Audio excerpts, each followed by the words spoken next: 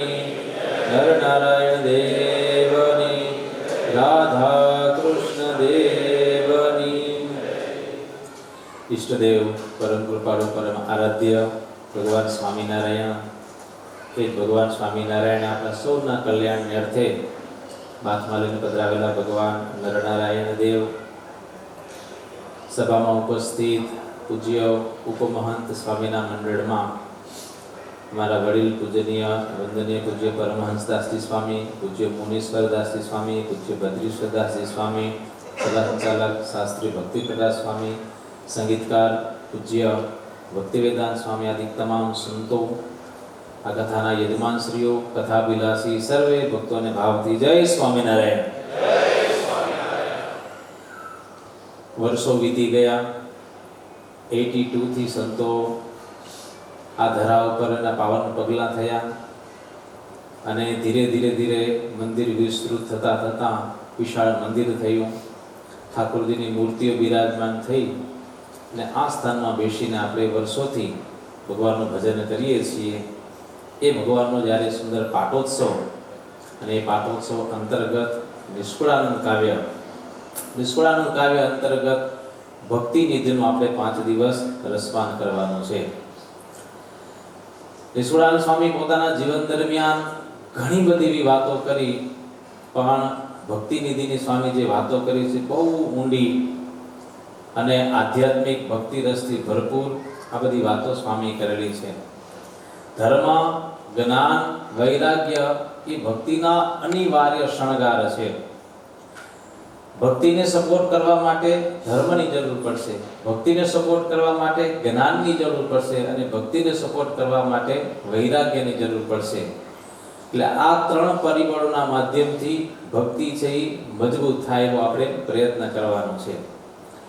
નિષ્કુળાનંદ સ્વામીએ પોતે એક એવો અદ્ભુત આ ગ્રંથ લખ્યો છે જે કેવળ બુદ્ધિથી નહીં સમજાય, પણ આ હૃદયથી સમજાશે. કારણ કે ભક્તિ વિષય જે છે એ કંઈ તર્કનો વિષય નથી, ભક્તિ છે એ કંઈ માઇન્ડનો વિષય નથી, ભક્તિ છે એ હૃદયનો વિષય છે. એટલે એકાગ્ર ચિત્તથી 5 દિવસ દરમિયાન એક પદ આપણે સાંભળશું, અને એક પદની અંદર ઘણા બધા સ્વામીએ બહુ જબરજસ્ત આધ્યાત્મિક ઊંડા રહસ્યો બધા મૂકેલા છે. સ્વામી આમ તો ઘણા બધા ગ્રંથો લખેલા છે, પણ એ બધા ગ્રંથોમાં આપણે ઊંડાણપૂર્વક મનન ચિંતન કરીએ તો ઘણું બધું મળે આપણને. હરિબળ ગીતા સ્વામીનો ગ્રંથ છે, અને એ હરિબળ ગીતાની અંદર શરણાગતિ બતાવી છે, અને શરણાગતિ પ્રાપ્ત કર્યા પછી ભક્તિ કેવી રીતે કરવી એની વાત આ ભક્તિ નિધિની અંદર બતાવેલી છે.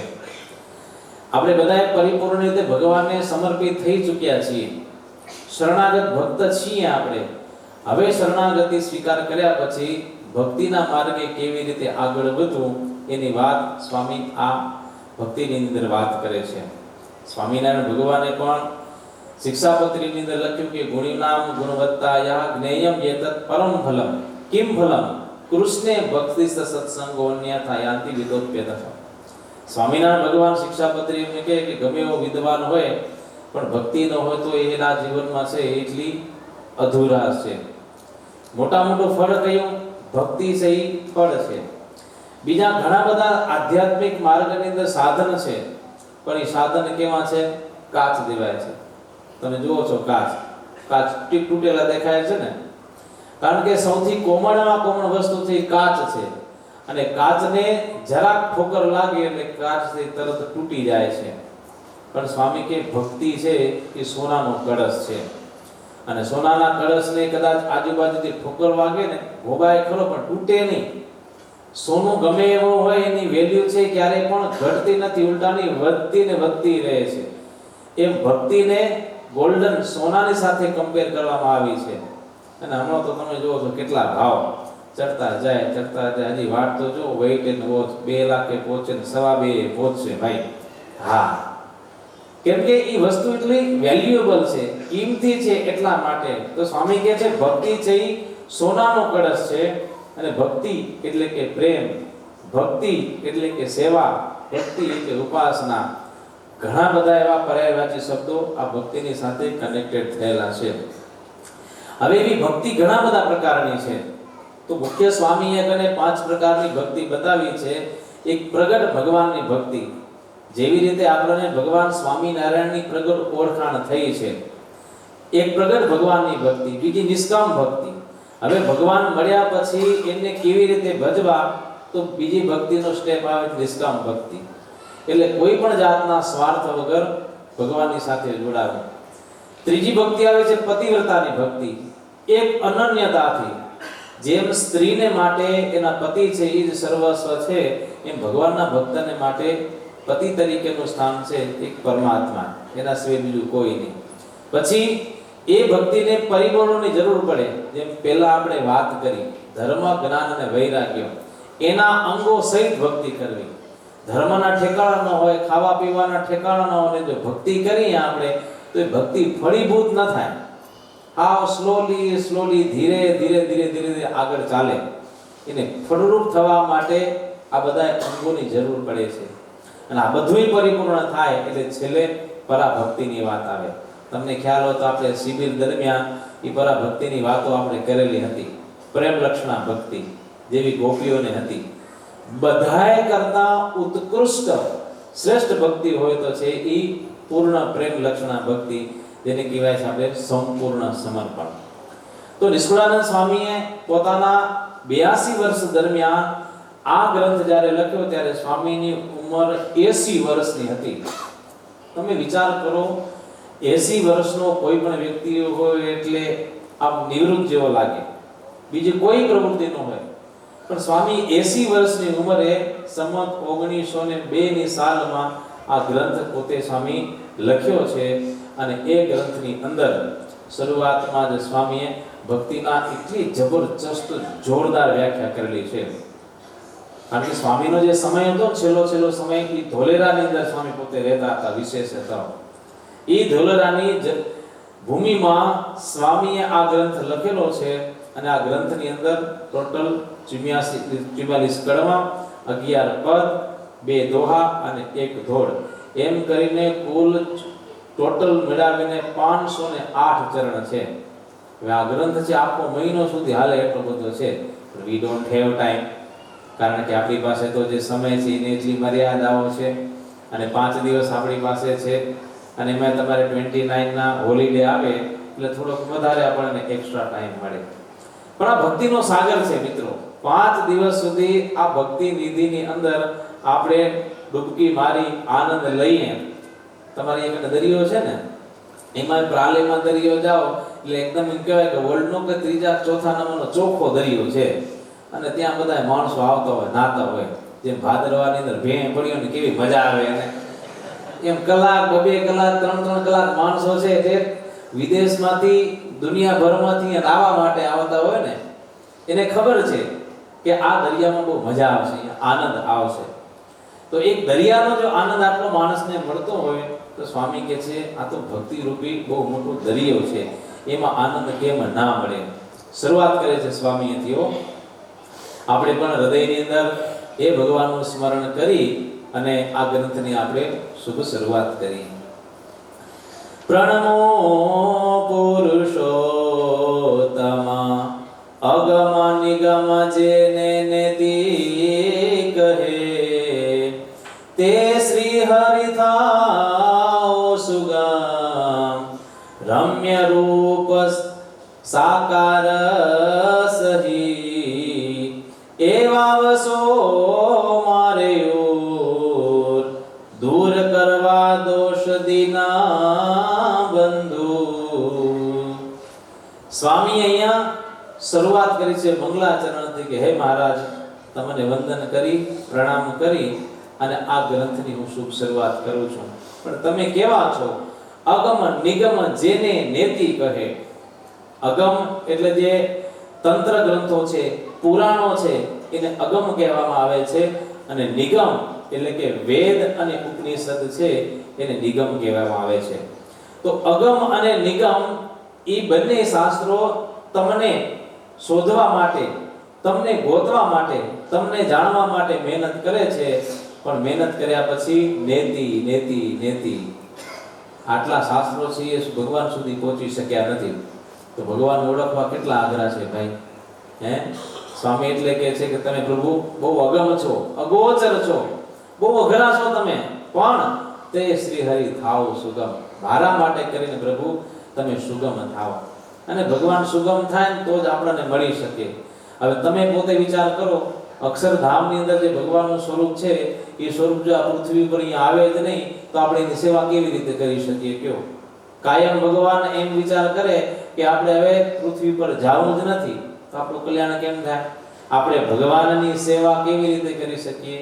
તો ભગવાન એટલા અગોચર હોવા છતાં આપણા માટે સુગમ થાય છે, ત્યારે આપણે એની સેવા કરી શકીએ, ભક્તિ ભાવથી ભગવાનને લાડ લડાવી શકીએ છીએ.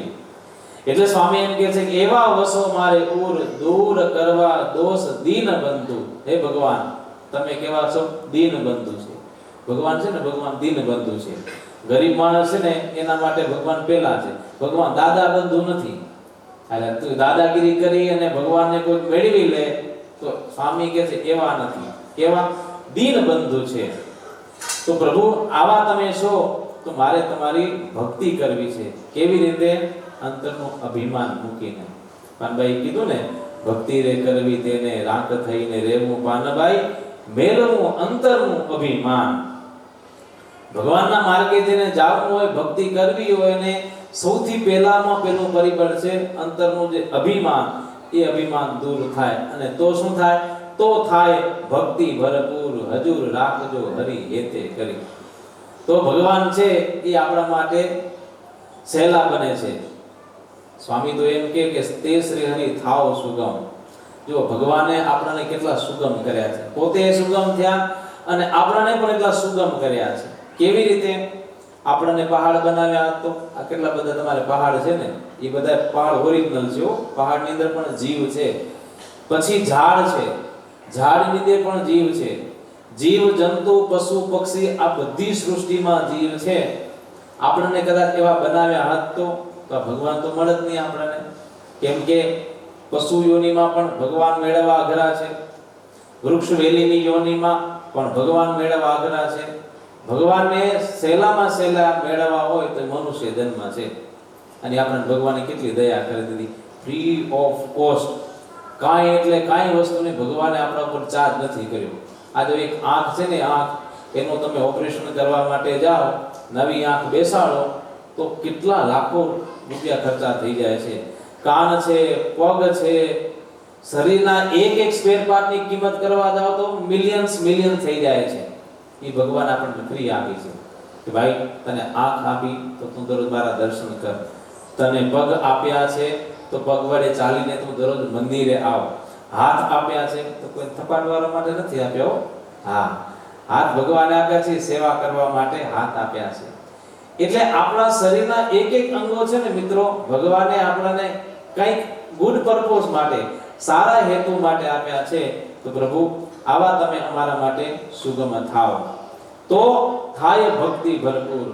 સ્વામી કેવા એ માંગે છે કે આ ભક્તિ નિધિ ગ્રંથ છે એ લખવા પાછળનો મારો હેતુ એટલો જ છે કે મારા હૃદયની અંદર ભક્તિ છે એ ઉત્પન્ન થાય. અને ભક્તિ જો હૃદયની અંદર ઉત્પન્ન થાય તો મોટામાં મોટો એક ફાયદો શું? હૃદયની અંદર જે રહેલા દોષો છે દોષો બધા દૂર થઈ જાય. તમને ખબર દીદી, ઘનશ્યામ સ્વરૂપ સ્વામી બધું પ્રેક્ટિકલ કર્યું હતું. પાણી નાખીને પછી ઓલું જે ડોળું પાણી હતું એના ઉપર સતત છે ઓલું વ્હાઈટ પાણી પડતું જ રહ્યું તો કેટલો ફરક પડી ગયો. આખા બ્લુ પાણી એને કાઢીને આખું વ્હાઈટ પાણી થઈ ગયું હતું. એમ આપણા હૃદયની અંદર છે ને ઘણા બધા એવા દોષો પડ્યા છે. માણસ દુનિયામાં દુઃખી થાય છે ને, દુઃખી કોઈ કરતું નથી. એના પોતાના જે આંતરિક સ્વભાવ છે એ સ્વભાવને લઈને જ માણસ દુઃખી થતો હોય છે. તો એ દોષ અને સ્વભાવને ટાળવાની વાત સ્વામી કને કરે છે કે જો મારા હૃદયમાં ભક્તિ આવે તો આ બધા દોષ છે એ ઓટોમેટિકલી દૂર થઈ જાય. તો સ્વામી કહે છે મહારાજ, હૃદયના દોષ દૂર કરી મારા હૃદયની અંદર ભક્તિ છલકાયો પ્રભુ તમે પ્રયત્ન કરજો. તો તમને ખબર છે, જે વ્યક્તિ સતત ચોપડાની સંભાળ રાખતો હોય ને, આ તો ચોપડો દેખાયો ને તમને, એ ચોપડાની અંદર કોઈ માણસ દેખાય છે. આપણે આપણા એકાઉન્ટ્સના ચોપડા દરરોજ આપણે તપાસ કરીએ છીએ. એમાં માર્ચ એન્ડિંગ આવે એટલે બધું તમારે આખી સમરી તૈયાર કરવાની હોય. એક ચોપડાને આપણે એકદમ ક્લિયર રાખીએ છીએ તોય વ્યવહાર છે આપણો વ્યવસ્થિત ચાલે છે, ગડબડ થતી નથી. એમ ભગવાનના ભક્તોએ દરરોજ પોતાના દોષનું નિરીક્ષણ કરવાનું હોય કે કયો દોષ છે મને વધારે નડે છે. કબીરે કીધું ને કે બુરા દેખન મેં ચલા બુરા ન મિલિયા કોઈ, જો દિલ ખોજા અપના તો મુझसे बुरा न કોઈ. માણસની એક સહેજે વૃત્તિ એવી છે કે બીજા તરફ જોઈએ. આપણે નથી કહેતા આમ કરીએ ને, આપણે આમ કરીએ તો એક આંગળી સામે ઇન્ડિકેટ થાય ને સામે 3 આંગળી આપણી સામે આવે છે. એટલે કોઈના દોષો જોઈએ એના પહેલા આપણે આપણા અંતરમાં તપાસ કરવાનો પ્રયત્ન કરવાનો કે આપણી અંદર કેટલા બધા દોષો રહેલા છે. તો સ્વામી કહેવા એ માંગે છે કે પ્રભુ આ ભક્તિ નિધિના માધ્યમથી મારા જે દોષ છે એ બધા દોષ છે એ દૂર થાય. અને પછી સ્વામી શરૂઆત કરે હો, શ્રી પુરુષોત્તમ પુરાણ બ્રહ્મજી નેતિ નેતિ કહી જેને ગાય નિગમજે અતિ અગાધ જે સહુને અગમજે તે પ્રભુ થયા આજ સુગમજે. કેટલી અદ્ભુત શરૂઆત સ્વામીએ કરી છે કે પ્રભુ આવડા મોટા તમે અમારા માટે એકદમ સુલભ થયા છો. ભગવાનનો ભેટો થવાની પહેલા વાત કરી ને, બહુ એટલે બહુ દુર્લભ છે, અઘરું છે ભાઈ. આ દુનિયામાં કેટલા 8 અબજથી પણ વધારે માણસો છે, એમાંથી ભગવાનના માર્ગે ચાલવા વાળા કેટલા હશે કયો? આ આપણે આટલા બેઠા અહીં ભારતમાં હશે, વિશ્વની અંદર હશે, પણ કેટલા? તો એનો મતલબ કે ભગવાન આપણા માટે સુલભ થયા છે ને એ માર્ગે આપણે આગળ વધીએ છીએ. નહીતર એમ કહેવાય કે જન્મ જન્મ મુનિ જતન કરાઈ અંત સમય રામ આવત નહીં. આખી જિંદગી સાધના કર્યા પછી પણ ભગવાન એમને નથી મળતા ભાઈ. વર્ષો સુધી સાધના કરીએ તો એ નક્કી નથી. પહેલાના જમાનામાં તમને ખબર છે ઋષિ મુનિઓ તપસ્યા કરી કરીને રાફડો થઈ જાય. તમે જો કેવો રાફડો છે, આવો રાફડો થઈ જાય. આટલી કઠોર સાધના એ ઋષિ મુનિઓ કરતા, પણ તોય ભગવાન મળે કે ના મળે નો કાંઈ નક્કી ગેરંટી નહોતી કે ભગવાન મળશે. અરે સુગ્રી છે માળા બાંધે શરીરમાં, કાનની બાજુમાં, અને એવી પરિસ્થિતિની અંદર આટલા વર્ષો સુધી ઋષિ મુનિઓ સાધના કરતા, પણ તોય ગેરંટી નહીં ભગવાન મળે કે ના મળે. એવા ભગવાન દુર્લભ છે ભાઈ, બધાને ભગવાન નથી મળતા. આપણે આમાં જેટલા બેઠા છીએ એ આપણે આ સભામાં બેઠા છીએ એનું પણ કંઈક રીઝન છે. આપણી આ એક જન્મની સાધના નથી મિત્રો, ઘણા જન્મો સુધી આપણે બહુ સાધનાઓ કરતા કરતા કરતા છેલ્લે અહીંયા કને કિનારા પર પહોંચી આવ્યા છે. ભગવાને પછી આપણો હાથ છે એ પકડી લીધેલો છે. નહીતર તમે જુઓ ભાઈ, કચ્છનો પ્રસંગ, તમે વાઢિયા ગામના દેવજી ભગત, સ્વામિનારાયણ ભગવાન ભુજની અંદર વિરાજમાન છે, અને આ વાઢિયા ગામના દેવજી ભગત, એમનું કામ શું? સવાર પડે એટલે પત્ની છે ગામમાં કાવડમાં લઈને જાય અને રોટલા કે જે કંઈ સીધું સામાન મળે એમાંથી અનાજ લાવી અને સંતોને જમાડે. એમને ત્યાં સદાવ્રત ચાલતું, કોઈ પણ માણસ ક્યારે ભૂખ્યો ત્યાં જાય નહીં. આવી સેવા નિસ્વાર્થ ભાવે વર્ષો સુધી આ દેવજી ભગત અને એમના પત્ની કરતા હતા. સ્વામિનારાયણ ભગવાન ભુજમાં બિરાજમાન છે. મહારાજે મુરજી બ્રહ્મચારીને કીધું, બ્રહ્મચારી ચાલો આપણે અહીંયાથી વાઢિયા ગામ જવું છે. અચાનક મારા ઝૂંપડ્યા ત્યાંથી કારણ કે વર્ષોની સાધનાનું ફળ આજે ભગવાન એને આપવા માટે આવે છે. મહારાજ પહોંચે વાઢિયા, દેવજી ભગતને કે દેવજી ભગત ભૂખ બહુ લાગી છે, સામેથી ભગવાન માંગે છે. આ સંબંધો ને સંબંધો સામેથી બધી વસ્તુ માંગી હગાય. આ ભગવાનનો ને ભક્તોનો જુઓ કેવો સંબંધ છે. મહારાજ કે અમને ભૂખ લાગી છે, જમવાનું આપો. એટલે દેવજી ભગત કે હું જાણું છું તમે સાધુ છો, ભૂખ્યા છો, ચિંતા ન કરો, હમણાં જ ગામમાં જઈ ભિક્ષાવૃત્તિ કરી અને સરસ મજાનો શીરો પૂરી તમને જમાડું. પ્રભુ તમે બેસો અહીંયા. મહારાજ કહે તમે ક્યારે શીરો પૂરી બનાવો, ક્યારે સીધું સમાન આવે, એના કરતા કંઈક ઘરમાં હોય તો આપો ને. મહારાજ ઘરમાં તો સૂકા રોટલા છે, બીજું શું આપીએ તમને? મહારાજ કે કાંઈ વાંધો નહીં, સૂકા રોટલા છે મહારાજ જમીન ઉપર બેસીને એ રોટલા જમે છે હો. બ્રહ્મચારી તો જોતા રહી ગયા કે અમારે શું કરવા માંગે છે કઈ ખબર પડતી નથી. સૂકા રોટલા ભગવાન જમે છે હો. બ્રહ્મચારી જોતા જાય છે. દેવજી ભગત તો નીકળી ગયા બારે. બ્રહ્મચારી જોવે છે કે આ મહારાજ સૂકા રોટલા જમે છે, કારણ શું છે સમજાતું નથી. મહારાજને કે મહારાજ ઘણા હરિભક્તો તમને ઘરે લઈ જવા માટે ઈચ્છતા હોય, મહારાજ અમારે ઘરે આવે, અમારે ત્યાં પધરામણી થાય, અમારે પધરામણી થાય, તોય તમે ન જાઓ અને આજે અણતેડ્યા છેક ભુજથી ચાલીને વાંઢિયા આપણે આવ્યા છીએ. તો મહારાજનું કારણ શું છે? મહારાજ કે બ્રહ્મચારી વેઇટ એન્ડ વોચ. આમ બેસીને વાતો કરે છે. થોડીક વાર પછી દેવજી ભગત આવ્યા ત્યાં. બધું સીધું સામાન તૈયાર કરી, સરસ મજાના શીરો અને પૂરી બધું તૈયાર કરી મહારાજને પ્રેમથી જમાડે છે. સ્વામિનારાયણ ભગવાન બહુ રાજી થયા. મહારાજ કે દેવજી ભગત આજે અમારો સંકલ્પ પૂરો થયો ને તમારો સંકલ્પ પૂરો થયો, પણ આ બ્રહ્મચારીનો સંકલ્પ પૂરો ન થયો. બ્રહ્મચારી માથું ખંજોળવા માંડ્યા કે મહારાજ કેવા શું માંગે છે કઈ ખબર નથી પડતી. Watts going on? આ બધું શું ચાલે છે કઈ ખબર પડતી નથી. ત્યારે બ્રહ્મચારી કે મહારાજ આ બધું શું ચાલે છે મને કહો. મહારાજ કે બ્રહ્મચારી સમજવું છે? હા મહારાજ સમજાવો તો સમજીએ. સ્વામિનારાયણ ભગવાન કે દેવજી ભગત અહીંયા આવો, અહીંયા આવો. બાજુમાં બોલાવી પોતાનું જે ખમીસ હતું એ ખમીસ ઉતારી અને ખાંભામાં જુઓ તો ખભામાં ચાંદા પડી ગયેલા હતા. મહારાજ કે બ્રહ્મચારી જુઓ, આ બ્રહ્મચારી દેવજી ભગતના ખભા ઉપર આ ચાંદા પડી ગયેલા છે. આ ચાંદા શેના છે? એ કાવડના ઘસારાના છે. કાવડ ઉપાડી અને આ પતિ પત્ની બંને જણા ગામમાં જાય છે, ભિક્ષાવૃત્તિ કરવા માટે જાય છે, સાધુ સંતોની સેવા કરે છે. મહારાજ કે બ્રહ્મચારી આ એક જન્મથી નહીં, છેલ્લા 100 જન્મથી આવી આ સેવા કરી રહ્યા છે અને 100 જન્મથી આ બંને પતિ પત્ની બ્રહ્મચર્યનું વ્રત પાલન કરી અને આવી સેવા કરે છે. અને આ 100 જન્મના અંતે આજે અમે એને દર્શન દેવા માટે આવ્યા છીએ.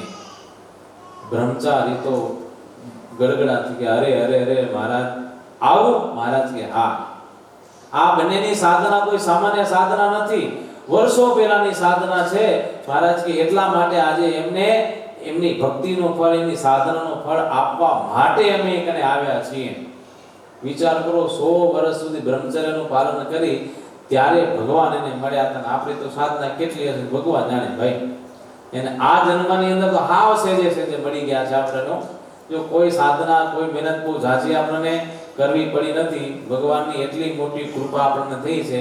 હવે ભગવાન ઓળખાઈ ગયા છે ને, હવે એની ભક્તિ કરવાની છે આપણે. હા, જે મળેલા ભગવાન એની ભક્તિ કરીને આપણે ભગવાનને રાજી કરવાના છે. એટલે સ્વામી કહે છે મહારાજ તમે આવા સુગમ થયા છો અને વળી આપ ઈચ્છાએ આવ્યા હે કરવા કોટી કોટી ના કલ્યાણ.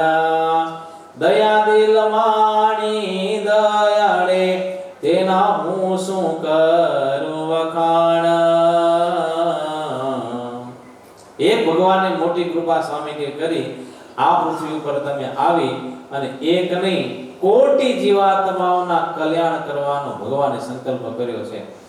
આજ વડાલની વાવ જુઓ છો ને તમે, આમાં રાઈના દાણા ભરો. હવે રાઈના દાણા ગણતરી કરવા માટે કેટલા માણસ રાખવા પડે? તમે એમ કહો કે ભાઈ અડાલજની વાવમાં કામ કોન્ટ્રાક્ટ આવ્યો છે, શું કોન્ટ્રાક્ટ આવ્યો? રાઈના દાણા ગણવાનો. હવે 7 માળની આખી અડાલજની વાવ છે ને, આખી દાણાથી ભરેલી હોય. એ રાઈના દાણા ભરેલા પછી હવે એને કાઉન્ટિંગ કરવા માટે કેટલો સમય લાગે? પેઢી વહી જાય આપણી હો. આપણો મગજ ખાલી થઈ જાય કે આટલા બધા દાણા છે, ગણી ક્યારે લેવાના? કોરોનામાં અમુક માણસો નવરા થઈ ગયા હતા તો આવું કામ કરતા કે અમારા ઘરની અંદર ડબ્બામાં આટલા જીરું છે, આટલા રાઈ છે. કામ શું કરે બીજું કયો? તો એને ખબર પડી કે ડબ્બામાં આટલી વસ્તુ રાખેલી છે. હવે એ ડબ્બામાં ગણતરી કરવા માટે પણ સમય લાગે તો આટલી વાવ ભરાય એટલા દાણા કીધી ગણતરી થાય. સ્વામિનારાયણ ભગવાન સુરા બાપુને કે બાપુ આટલા જીવાત્માઓનો અમારે કલ્યાણ કરવાનું છે, એટલા માટે અમે સંકલ્પ લઈને આવ્યા છીએ. આપ ઈચ્છાએ આવ્યા કરવા કોટી કોટીના કલ્યાણ. સ્વામિનારાયણ ભગવાને તો એટલી બધી બહુ મોટી દયા કરી કે આપણું કલ્યાણ કરવા માટે ઠેઠ ધામમાંથી અહીંયા આવ્યા છીએ. હા, ભગવાનને ખબર છે આ જીવ બિચારો સંસાર રૂપી માયામાં એટલો ફસાયેલો છે એ પોતે દયા કરી અને ભગવાને આપણું બાય ચાલે છે. હા, ભગવાન છે ને આપણું બાય પકડીને ખેંચવાનો પ્રયત્ન કરે છે. સંતોએ કીધું ને, હે બાય ચાલીને કાઢી લીધી બારણે રે લોલ, હે નહીં તો વહી જાત ક્યાંય ને ક્યાંય મારી બેની આજ પ્રગટ હરી મુજ ને મળ્યા રે લોલ. સંતો એવું લખ્યું કે ભગવાને આપણો બામણો ઝાલી અને માયામાંથી કાઢી લીધેલા છે. નહીતર મિત્રો વિચાર કરો, પાશ્ચાત્ય સંસ્કૃતિનું કેટલું બધું અત્યારે ઇમ્પેક્ટ છે. અને આપણે એવા દેશોમાં તમે રહો છો ને બધા, જો સિશલ્સ દેશ છે, આમાં ઘણા બધા એવી સ્થાનમાં કામ કરતા હશે કે ત્યાં તમને ફ્રીડમ હશે, તમને કોઈ જાતની રોકટોક નહીં હોય. ધારો તો તમે ગમે તે રીતે હરી શકો, ફરી શકો, ખાઈ પી શકો, દુનિયાના બધા પ્રકારના જલસા કરી શકો, પણ આપણા હૃદયની અંદર ભગવાન છે એટલે આપણે આ બધી વસ્તુથી બચીને રહ્યા છે ને મોટી વસ્તુ છે. સાવધાન રહેવું ભાઈ. એવા દેશકાળ ક્યારેક પ્રાપ્ત થાય તો સાવધાન રહેવું. આ સત્સંગ એના માટે છે કે એવા દેશકાળની અંદર ભગવાનનો ભક્ત ના આવે. સ્વામી એટલા માટે કહે છે કે પ્રભુ તમે માયામાંથી મને બચાવી અને મુક્ત કરી દીધેલા છે. લેરી આવ્યા આજ લેરમાં અતિ મેર કરી મહેરબાન, અનેક જીવ આશ્રિતને આભવા અભય દાન. સ્વામી કે મહારાજ તમે આજે એવા લહેરમાં આવ્યા અને તમને ખબર છે કોઈ માણસ બહુ એટલે બહુ અતિ હેપી થઈ જાય, રાજી થઈ ગયા ને પછી જે માંગોય આપી દે. હા, સ્વામિનારાયણ ભગવાનના વખતે એટલા ખુશ થઈ ગયા. પોતાના ભક્તના કામ કરવા માટે ભગવાન શું કરે છે તમે જુઓ ભાઈ. બોટાદના ભગા શેઠ, જ્યારે એમની પરિસ્થિતિ બહુ વિકટ થઈ, શરીરમાં બીમારી આવી અને એમને જોવા માટે સ્વામિનારાયણ ભગવાન ગઢપુરથી બોટાદ જવાનો પ્લાન કરે છે. તો જીવા ખાચરે એમ કીધું કે મહારાજ હું તમારી સાથે ચાલીશ. મહારાજ ચાલો ફટાફટ તૈયાર થઈ જાઓ, મોડું થશે પછી આપણને. અને સ્વામિનારાયણ ભગવાન ઘોડી ઉપર સવાર થઈ નીકળે છે. હજી જીવા ખાચર તૈયાર નહોતા થયા. મહારાજ કે શું થયું? કે મહારાજ એ ભગો હવે જીવશે ને એનું પૂરું થઈ ગયું. મહારાજ કે ભગવાન તું છે કે હું છું? કે જીવાડવો અને મારવો એ તારા હાથની વાત છે કે મારા હાથની વાત? અને વાતે સાચી ને ભાઈ. આપણે ગમે એટલા ધમપછાડા કરીએ ને એમ કે ના મારે તો 100 વર્ષ જીવવું છે, એ આપણા હાથની વાત હાલે? અમે 2014 પહેલી વખત જે સિશલ્સ આવ્યા ને ત્યારે આ ફ્રેગેટમાં ગયા હતા. ફ્રેગેટ ટાપુમાં ગયા ત્યારે ઓલા કાચબા જોયા, આવડા મોટા મોટા કાચબા છે, તમે જોયા છે. 100-150 વર્ષ જૂના કાચબા. તમારા બધા ભાઈબંધ મિત્ર સર્કલ બધા હોય ને તો પૂછા કરી કે આ કેટલા વર્ષ જૂના છે? કોઈ કે આમ 100 વર્ષ જૂના છે, 150 વર્ષ જૂના છે. તો મેં કીધું ખબર કેમ પડે કે આટલા જૂના છે? તો એના માટે જીવવું પડે. તો મેં કીધું કાંઈ વાંધો, 150 વર્ષ આપણે જીવવા તૈયાર છીએ. જો કાચબા 150 વર્ષ જીવતા હોય એને જોવા માટે આપણે 100 વર્ષ જીવવા માટે તૈયાર છીએ. પણ એ આપણા હાથની વાત છે ભાઈ. 100 વર્ષ જીવવું કે 50 વર્ષ જીવવું કે 80 વર્ષ જીવવું એ ખબર નહીં. એ પલકી પર વાત કરત કે કલકી, આવતીકાલે શું થશે ને એ આપણને ખબર નથી. આ તો ભગવાનની કૃપા છે ભાઈ. ઠાકોરજી આપણને જેટલા શ્વાસ આપે છે ને એટલા આપણે જીવી શકીએ છીએ. જીવા ખાચરને સ્વામિનારાયણ ભગવાન કે ભગવાન તમે કે અમે કાંઈ વાંધો નહીં, ના ચાલવું હોય તો. અને સ્વામિનારાયણ ભગવાન ગઢપુરથી નીકળ્યા. બોટાદ વચમાં ખૂબ વરસાદ વરસે છે. સ્વામિનારાયણ ભગવાને પલડી ગયા, માણકી ઘોડી પલડી ગઈ અને માણકી ઘોડી ઉપર રાખેલું જે પલાણ હતું એ જરિયાનો પલાણ છે બધું પલળી ગયું. નાજા જોગ્યા સ્વામિનારાયણ ભગવાનની સાથે હતા કે મહારાજ ઓહો આ તો તમે પલળી ગયા, આ બધું પલાણે પલળી ગયું. હવે સ્વામિનારાયણ ભગવાન કે ભગા હારું કરીને એક નહીં આવા 100 પલાણ કદાચ પલળી જાય ને તો ભગા માટે છે કુરબાન છે. અને આવ્યા સ્વામિનારાયણ ભગવાન ઘરે. ભગા શેઠ પાસે જોઈએ તો ખાટલા ઉપર સૂતેલા હતા. સ્વામિનારાયણ ભગવાન કે કેમ ભગાભાઈ, પરિસ્થિતિ કેવી છે? મહારાજ આવી પરિસ્થિતિ છે. સ્વામિનારાયણ ભગવાને પોતે સરસ મને રાગ બનાવ્યો. હા, રાગ બનાવી અને ભગા શેઠને પીવડાવી અને કીધું કે જાઓ તમે જરાય ચિંતા કરજો નહીં, થોડા દિવસમાં તમે એકદમ સારું થઈ જશે. શેઠ મહારાજ ગઢપુરથી બોટાદ આવી આ ભગા શેઠને જીવનદાન આપ્યું છે.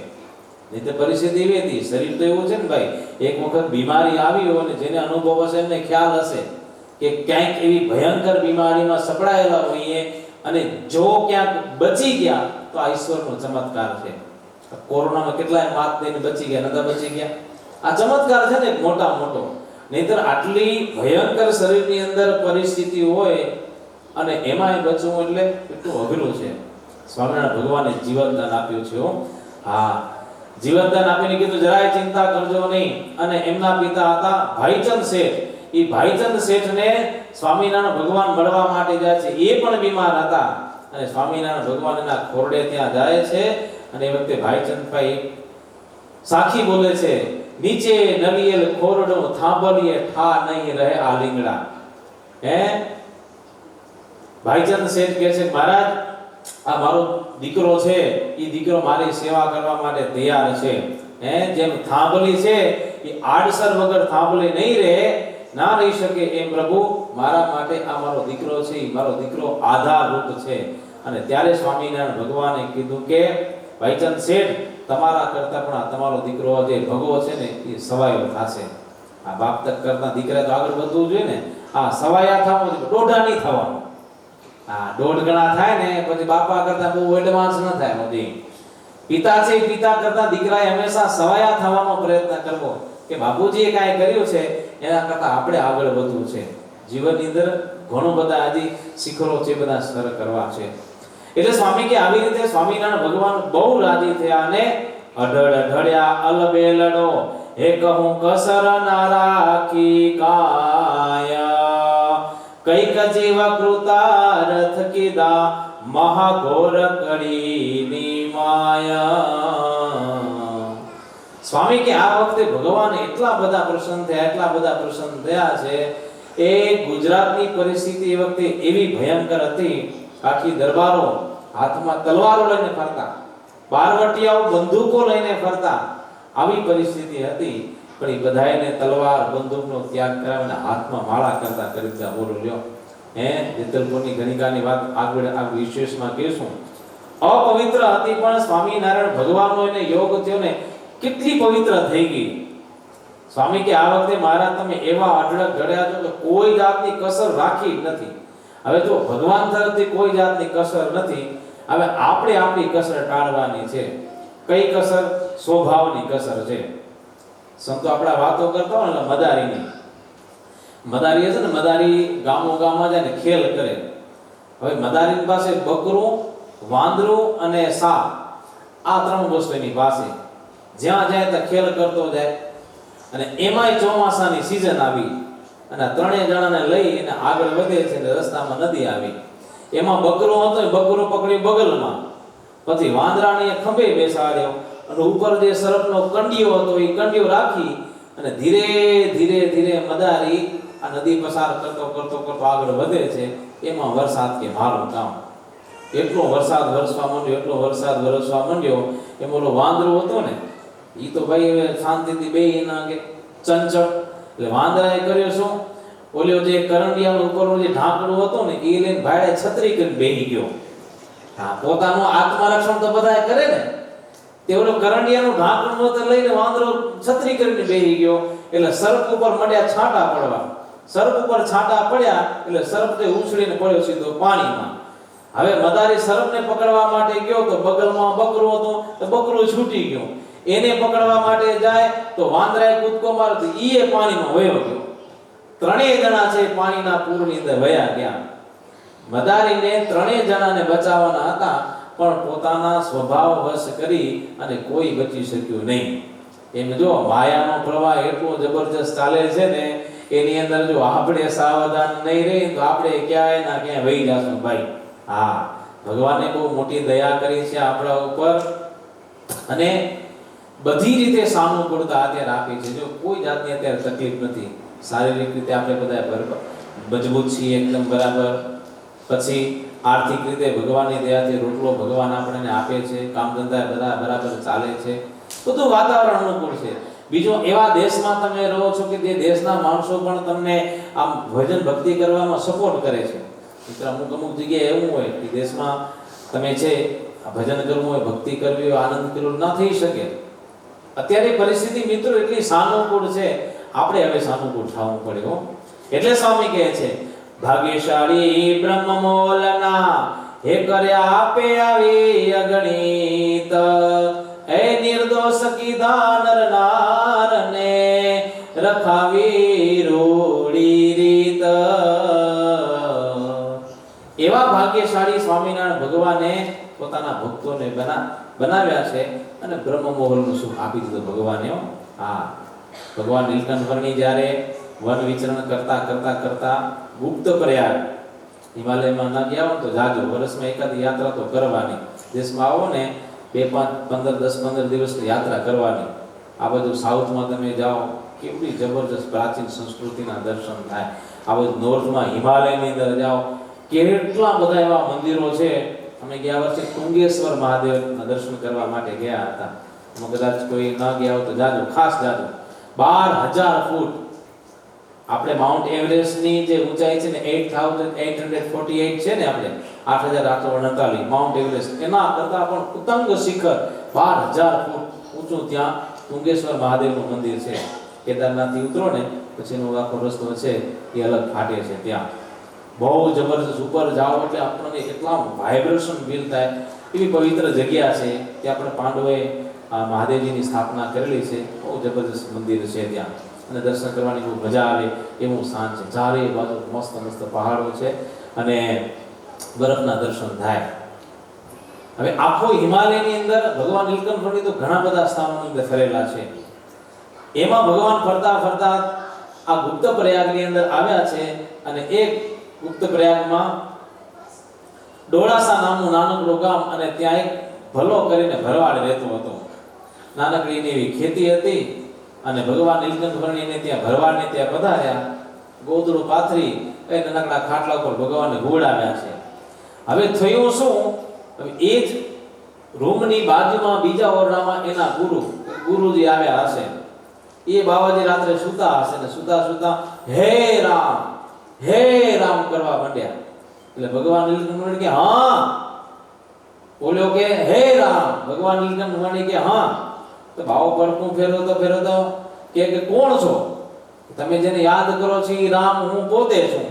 કે હું તો રામને યાદ કરું છું, તમે રામ છો. ભગવાન નીલકંઠ વણી કે ઓળખો ને તમે પોતે રામ છીએ. અને ત્યાં તો ભલા ભરવાડ આવ્યા અને એ વખતે ભલા ભરવાડને સ્વામિનારાયણ ભગવાને રામ રૂપે દર્શન દીધેલા છે. અને ત્યારે ભલા ભરવાડને ખબર પડી મારા ઘરે આવેલા બ્રહ્મચારી કોઈ સામાન્ય બ્રહ્મચારી નથી, આ તો સાક્ષાત ભગવાન છે. ભગવાન ભલો ભરવાડ હતો એ ભાગ્યશાળી બની ગયો ભાઈ. કેમ? આજે એને ભગવાનનો યોગ થયો, ભગવાનનો. એટલે સ્વામી કહે છે કે ભાગ્ય જાગ્યા આજ જાણવા, જેને ભેટ્યા ભગવાન ત્રિલોકમાં નાવે તે કોઈને સમાન નથી. જેને ભગવાન મળ્યા છે સ્વામી કે એના એટલા મોટા ભાગ્ય છે. એ ભાગ્યની શું વાત કરવી ભાઈ. હા, અત્યારે આપણા ભાગ્ય છે ને કેટલા મોટા ઉદય થયેલા છે. થાપન થાય એવા આગમે વર્ણવિયા વારંવાર, તેહ પ્રભુને કેમ પામીએ જેનો કોઈ ન પામિયા પાર. સ્વામી કે આવડા મોટા ભગવાન છે એ આપણને મળ્યા છે. હવે એ ભગવાનની ભક્તિ કરવાની છે આપણને બધાને. જો કરવાનું એ જ છે, શુદ્ધ ભાવથી ભક્તિ કરીએ તો સ્વામી કે કામ થાય. અને આ ભગવાનનો જેને યોગ થયો એનું કામ થઈ ગયું. જો કુબજા છે, કુબજા એ 8 અંગે વાંકી હતી, પણ એક ભગવાનનો એમને યોગ થયો ને માત્ર એક જ વખત ભાલમાં ચંદન ચર્ચ્યું તો કુબજા છે પરમ પદને પામી ગઈ. કામ થઈ ગયું. બોલો. અરે સ્વામિનારાયણ સંપ્રદાયમાં જુઓ તો સોઢી ગામની ઓલી મુસ્લિમ બીબડી ખાલી માત્ર એક વખત સામે ચાલીને દાતણ આપ્યું એને, અને સ્વામિનારાયણ ભગવાન એટલા રાજી થઈને કીધું કે શું જોઈએ છે બોલો, માંગો. ત્યારે બીબડીએ કીધું પિયર ખપે નતો, કે નજર રાખી જા, મારે બીજું કાંઈ જોતું નથી, નજર રાખજો. અને બીબડીનો જ્યારે અંતકાળ આવ્યો ત્યારે સ્વામિનારાયણ ભગવાનની દાતણ લઈને તેડવા માટે આવ્યા. અને બીબડી કે આઈ કેર આવ્યો. સ્વામિનારાયણ ભગવાન કે તમારું દાતણ અમે લીધું હતું ને, તો એ દાતણ લઈને અમે તમને તેડવા માટે આવ્યા છીએ. બીબડી કે આવું આજી ભગત નાઈ, ખુદા કી ભગત આયા. હું તો તમારી ભગત નથી, હું તો ખુદાની ભગત છું. અને એ વખતે સ્વામિનારાયણ ભગવાને એમને ખુદા રૂપે દર્શન આપ્યા અને કીધું તમે અમારી સેવા કરી હતી, અમારા યોગમાં આવ્યા અને ચાલો આજે અમે તમને તેડવા માટે આવ્યા છીએ. એક દાતણની અંદર કામ થઈ ગયું. બોલો ભાઈ, હે આવા ભગવાને આપણા ઉપર દયા કરી છે. માટે સ્વામી કે પણ મૂર્તિ મૂકી મહારાજની બીજા માંગવું નહીં બાળક થઈ, નિષ્કુળાનંદ નિર્ભય થવા હરિ ભક્તિ વિના ઈચ્છવું નહીં. સ્વામી કે આવા ભગવાન મળ્યા છે, હવે બીજું કાંઈ એટલે કાંઈ માંગવું નહીં. ભગવાનની આગળ શું માંગવું? કે ભક્તિ માંગવી. જો કારિયાણી ગામનો પ્રસંગ, મારા સભા ભરીને બેઠા હતા અને એક હરિભગત સરસ મજાનો કેરીનો શુંડલો ભરીને લઈ આવ્યા. દેશમાં સીઝન ચાલુ છે ને, હા, એમાં કચ્છની કેસર કેરી અને અલગ અલગ પ્રકારની આમ્રપાલી, એમાં નાનકડી બધી આમ્રપાલી આવે, એકાદો પીસ એમાં ફ્રીજમાં રાખ્યો અને પછી ટાઢી કેરીનો એકાદો પીસ મોઢામાં મૂકો ને ડૂટીમાં શેરડો થાય. હો હા, એવી આમ રસદાર મીઠી ઓરિજિનલ કેરી ભાઈ. કોઈ તમારા જેવા પ્રેમી હરિભગત છે, સ્વામિનારાયણ ભગવાન પાસે સરસ મજાનો કેરીનો ટોપલો ભરીને લાવ્યા. હવે એ વખતે માચા ખાચર બેઠા હતા, એમના ખોળામાં એનો દીકરો જોઈતો ખાચર, ઈ આ જોઈ ગયો. બાપા મને કેરી ખપે, કેરી ખપે. મહારાજ કે છોરા એમ કેરી તને ના મળે, કંઈક આપવું પડે. શું આપવું? તો તારા ગળામાં જે સોનાની ઉતરી છે ને, એ સોનાની ચેન આપણે જેને કહી ને, ઉતરી મને આપી દે તો તને કેરી આપું. હવે આટલો નાનકડો ટેણિયો એ સોનાની ઉતરી સ્વામિનારાયણ ભગવાનને આપી દીધી અને મહારાજે હુંડલામાંથી 2-3 કેરીઓ જ આપી. હો હા, છોકરો તો રાજી રાજી થઈ અને હાલે ગયો. કેરી મળી ગઈ, કેરી મળી ગઈ. છોકરાઓને તો એવું છે ને, છોકરાઓ તમને કેરીમાં મજા આવે કે પૈસામાં મજા આવે? હા, વિચારે રાખે કે બેમાંથી માલ શેમાં વધારે છે. What would you like, mango or money? Mango. હા, જો છે ને, છોકરાને ખબર પડે મેંગોમાં માલ એવો માલ બીજે ક્યાંય ન હોય. છોકરા ખુશ થઈ ગયો. ત્યારે સ્વામિનારાયણ ભગવાને આખી સભાની અંદર એમ કીધું કે જો આ 5 તોલાની 16 વળલા સોનાની ઉતરી છે, પણ આ બિચારા નાનકડા બાળકને ખબર નથી કે આ ઉતરીના બદલે તો ગાડા ને ગાડા ભરાય એટલી બધી કેરી આવે છે, પણ એનામાં અજ્ઞાનતા રહેલી છે એટલે એને ખબર નથી. હા, કે આમાં તો મોટું જબરજસ્ત સુખ રહેલું છે, પણ એ બાળકને ખબર નથી. એટલા માટે સ્વામી કહે છે ભક્તિનું જે ફળ છે એ ભક્તિનું ફળ આ જગતની સંપત્તિ પૈસો નથી. ભક્તિનું ફળ છે કે ભગવાન સ્વયં પોતે છે. એટલે ભગવાનની આગળ છે ને માંગણી એવી જ કરવી કે મહારાજ તમારી નિત્ય ભક્તિ અમને દેજો, નિત્ય તમારામાં પ્રેમ થાય એવું અમને આપજો. ભગવાનની આગળ કન્ડિશન ન કરાય કે ભગવાન આ બીમાર થઈ ગયો, થોડીક મારી બીમારી દૂર કરી દો ને. કારણ કે આપણું શરીર છે તો પ્રારબ્ધ કર્મને વશ છે ને. પેલા આપણે શિબિરમાં આવે ત્યારે આખી જે કર્મ ઉપર વાત કરી હતી કે આપણું શરીર છે એ પ્રારબ્ધ કર્મને વશ છે. હું એ બીમાર થાઉં ને તમે બીમાર થાઓ, બીમાર આપણે બધા થઈએ. એવું નથી કે સ્વામી બની ગયા બીમાર ન થઈએ, ઉલટાના તમારા કરતા અમારા બીમાર થવાના ચાન્સ વધારે હોય. કેમ? અમારી લાઈફ આખી અનસર્ટન. હા, ટ્રાવેલિંગ એટલું બધું, સમય બદલે, બધું બદલે, એટલે શરીરની અંદર અસર તો જણાય ને. તો ઘણા પૂછે સ્વામી તમે બીમાર પડો કે અમારો સ્ટેનલેસ સ્ટીલની બોડી નથી કે બીમાર પડીએ કે નહીં. શરીરની અંદર ઘણા બધા રોગ આવે છે. વિચાર કરો મિત્રો, 3.5 કરોડ રૂવાડા છે ને, એક રૂવાડામાં 2 કરોડ 2 રોગ છે. 7 કરોડ રોગ છે આપણા શરીરની અંદર, પણ ખાલી એ 5 સેકન્ડ વિઝિટ કરવા માટે આવે તો 7 કરોડ ઇન્ટુ 5 સેકન્ડ કરો તો કેટલા કલાકો થાય? કેટલા બીમાર રહીએ? ઠાકોરજી બધા રોગ બેહાડી દીધા છો. હા, ક્યારેક થોડુંક સેમ્પલ ભગવાન બતાવે, ક્યારેક તાવ આવે, ક્યારેક માથું દુખે, નાની મોટી તકલીફો થાય ખરી, પણ ભગવાનની આગળ ક્યારે પણ મારો રોગ મટે એવી માંગણી નહીં કરવી. મારું કરજ ભરપાઈ થઈ જાય એ ભગવાન થોડી દયા કરો, ઘણું બધું થઈ ગયું છે. ઠાકોરજી અંતર્યામી છે. હા, માંગવું શું માંગવું? તો પેલા 2 ઓપ્શન છે ને એમાં રેડ સિગ્નલ છે, ત્રીજો જે ઓપ્શન છે ને એમાં ગ્રીન સિગ્નલ છે.